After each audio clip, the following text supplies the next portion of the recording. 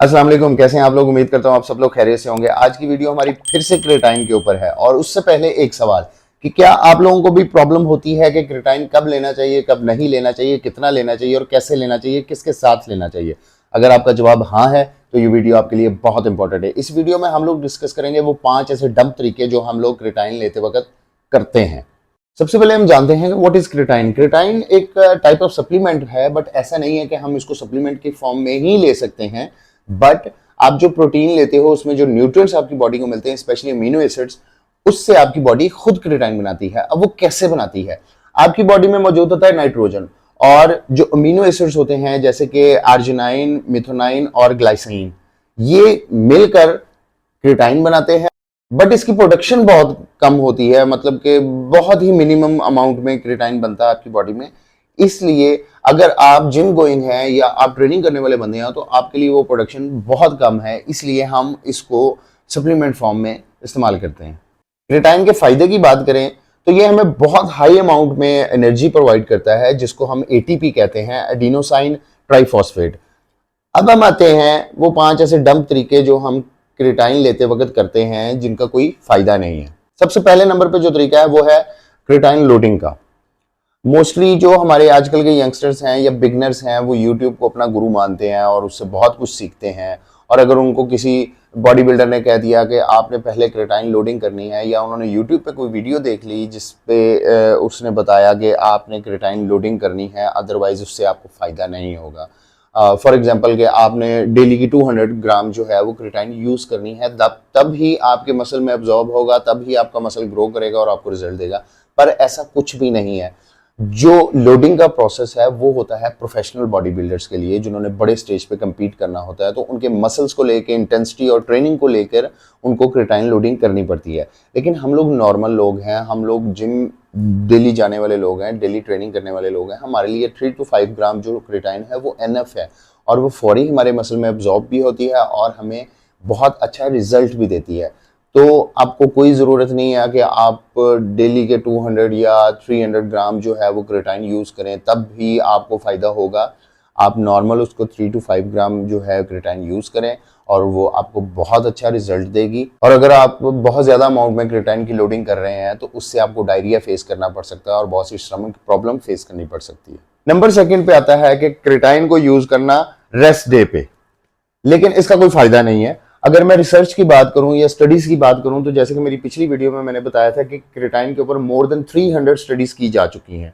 तो रिसर्च कहती है कि क्रेटाइन का इस्तेमाल जो है वो बहुत ज्यादा बेनिफिशियल है या बहुत ज्यादा इफेक्टिव है उस टाइम जब आप प्री में या पोस्ट वर्कआउट में क्रेटाइन को यूज करते हैं। उस टाइम उसका एब्जॉर्प्शन रेट बहुत ज्यादा होता है और वो आपको मसल बिल्डिंग में बहुत हेल्पफुल करता है, प्लस वो आपको स्ट्रेंथ बहुत अच्छी देता है। लेकिन अगर आप उसको रेस्ट डे में यूज करते हो तो उसका कोई भी एडिशनल फायदा नहीं है। नंबर 3 पे आता है कि हम लोग वाटर का इंटेक कम रखते हैं या उसकी कंजम्पशन का हमें पता नहीं है। मोस्टली जो बॉडी बिल्डर्स हैं या जो बिगनर्स हैं या फिटनेस इंडस्ट्री के लोग हैं वो ज्यादातर डिहाइड्रेटेड रहते हैं क्योंकि उनको पता नहीं है कि पानी कितना ज़रूरी है। 100 में से 80% लोग ऐसे होंगे जिनको नहीं पता कि पानी कितना इंपॉर्टेंट है।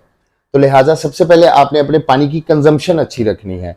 जब आप पानी नहीं पियोगे और ऊपर से आप क्रेटाइन यूज़ कर रहोगे या कोई और सप्लीमेंट यूज़ करोगे तो वो आगे जाके आपके लिए प्रॉब्लम क्रिएट करेगा। तो सबसे पहले आपने अपनी पानी की कंजम्पशन अच्छी रखनी है, उसके बाद आपने किसी और चीज़ की तरफ जाना है, क्योंकि क्रेटाइन ने आपके मसल्स को जो है उसके अंदर वाटर रिटेन करना है और जब आपका मसल अपनी फुलर फॉर्म में होगा देन वो आपको सपोर्ट करेगा एटीपी की प्रोडक्शन में। तो लिहाजा सबसे पहले पानी का इंटेक अच्छा करें, उसके बाद क्रेटाइन की तरफ आएं या किसी और सप्लीमेंट की तरफ जाएं।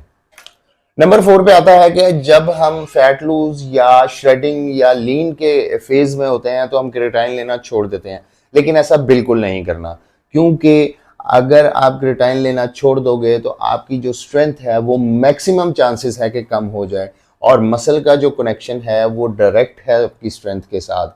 अगर आपकी स्ट्रेंथ कम होगी तो आपका मसल ज्यादा ब्रेक होगा। जो क्रेटाइन है वो आपके मसल्स को की स्ट्रेंथ को सेव करती है। अगर आपकी स्ट्रेंथ 100% है तो ट्रेनिंग के दौरान वो 50% या 60% यूटिलाइज होगी, बाकी जो है वो बैकअप पे सेफ रहेगी।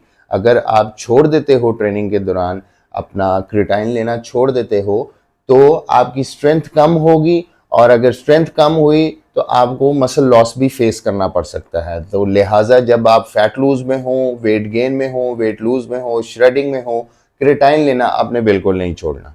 नंबर 5 पे आता है कि हम लोग जब क्रिटाइन यूज करते हैं, हमें फर्स्ट ऑफ ऑल तो ये नहीं पता कि हमने कौन सा क्रिटाइन यूज करना है, और फिर हम जाते हैं कि एक्सपेंसिव ब्रांड्स की तरफ जाते हैं, वो वाले ब्रांड का ले लें या वो वाले ब्रांड का ले लें, ये चीज़ ज़्यादा अच्छी है या ये चीज़ ज़्यादा एक्सपेंसिव है तो ये ज़्यादा फायदा देगी।